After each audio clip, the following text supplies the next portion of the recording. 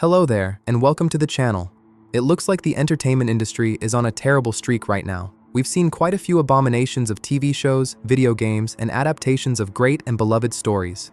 I'm sure many of you adored these stories, grew up with them, and were looking forward to these remakes, reboots, and sequels, expecting to relive some of the best experiences and emotions you felt while watching these shows or playing these games when they first came out. But the industry had other plans to use these remarkable cultural brands, which shaped generations over the past 2 decades, to push their own disgusting political and social views, something that no one asked for, wanted, or needed. The most fascinating thing is that whenever these shows, movies, or games come out, get obliterated, and totally flop, somehow it is always our fault. They get mad and play the victim card when their abominations get judged and torn apart by the audiences. So, to get this straight, they take a beloved story, let's say The Witcher for example, turn it into whatever Netflix made, and when it fails miserably, they blame the fans and the general audience. You could not make this up. After the numerous disasters involving these so-called adaptations and sequels over the years, you would think they would give up. After all, they were not making profits. They were running studios into the ground, and the backlash was constant and ruthless. But now it seems like they are doubling down and sending in the cavalry. It was not enough ruining The Witcher, House of the Dragon, The Last of Us, or even Lord of the Rings. You would think they had played all their cards and could not hurt us anymore. Well, I have bad news for you. They are now going after what is probably the most beloved story for many of us who were born in the 90s. I am really curious to see how they are going to incorporate their disgusting views into a story that mainly takes place in a school located in Scotland, a country that has always been overwhelmingly white and Christian. I think it will be hilarious. While I do not doubt HBO's production capabilities, I also do not doubt that they will give us tons of material to crap on here on social media. Another political and social failure that I expect to happen is probably the most anticipated game in history, Grand Theft Auto 6. Again, I do not doubt Rockstar's capabilities. I am sure the game will look incredible and play flawlessly, but the fact that the story is set in post-2020 America is already enough for me to know that it will be adapted for the so-called modern audience, whatever that means. It probably means the brain-dead audience. I truly hope I am wrong, especially with this one, because I love video games and want to enjoy every major title that comes out. But honestly, I do not have a good feeling about it.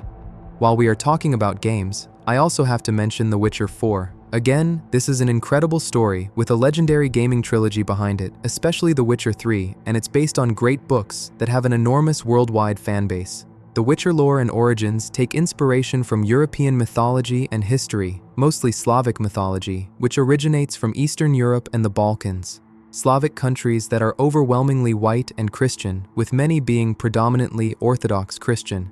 The Nordic countries from which Andrzej Sapkowski obviously takes a lot of inspiration and elements can clearly be seen in Skellige, which is almost entirely based on Norse mythology. Nordic countries have historically also been predominantly white and Christian, although immigration patterns in recent decades have changed many parts of Europe, but that is a topic for another video.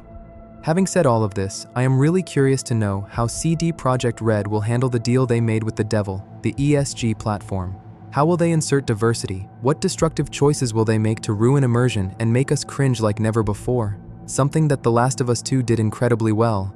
I am sure about some things. We will probably see black elves, which I personally find ridiculous. I am sure they will use Ciri and other female characters to push what I see as brain-rot feminist ideas. I am convinced they will make Ciri a lesbian. I know that Ciri had experiences involving another girl in the books while she was very young, but her sexual orientation was never that important in either the books or the games. I doubt they will pass on the opportunity to reshape her character and give her countless romance options with women, while maybe only one with a man. And who knows what kind of man that will be. Probably nothing like the strong, honorable, heroic, and traditional men that built the world we live in today.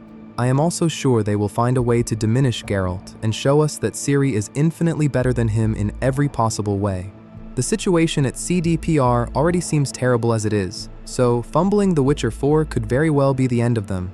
There are countless reports coming out that are not very promising, and it seems that what was once a wholesome studio that cared deeply for its fan base is now an environment that I very much doubt can deliver a masterpiece like The Witcher 3, especially when you consider that many of the original Witcher 3 developers are no longer there. along with what I see as poor hiring decisions in recent years, and of course, the influence of investors and the ESG platform they adopted after the disastrous launch of Cyberpunk.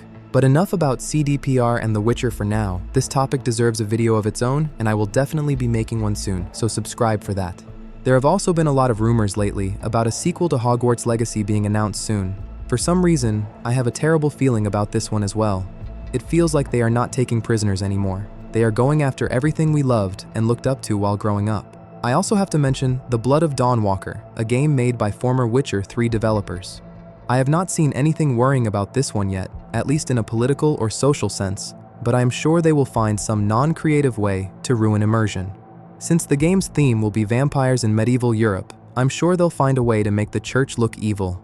There are also reports suggesting it may not be well optimized, which begs the question, who are they making these games for and why? It seems like they only care about making a quick buck instead of building a loyal, dedicated, long-term fanbase that will stick with their studio and games for years to come. Requiring a powerful gaming PC in today's market is a nightmare. I find this very sad, and these are topics that deserve videos of their own. Now, let us turn our attention to the big screen and the upcoming disaster that the historical adaptation of the Odyssey is supposed to be. Again, as with countless examples before, I am sure Christopher Nolan is an incredibly talented director, but the things we have seen up to this point are unbelievable and shocking. He is adapting a legendary piece of historical literature by the ancient Greek author Homer, and I genuinely wonder who thought some of these casting choices for legendary ancient Greek figures were a good idea. I think many creators, directors, and studios today care more about the massive checks they receive from investors than historical accuracy, logic, source material, or the fans themselves. As I mentioned in a previous video, it seems like it is not about money or success anymore, only political and social messaging matters. It also seems that, like many other directors, Christopher Nolan has bent the knee and sold his soul. It looks like he only cares about being eligible for the awards he might win. But at what cost? I hope the movie performs terribly and gets torn apart online, so Nolan can realize that there are far more valuable things than a few shiny awards handed out by corrupt and biased organizations. I will end it here.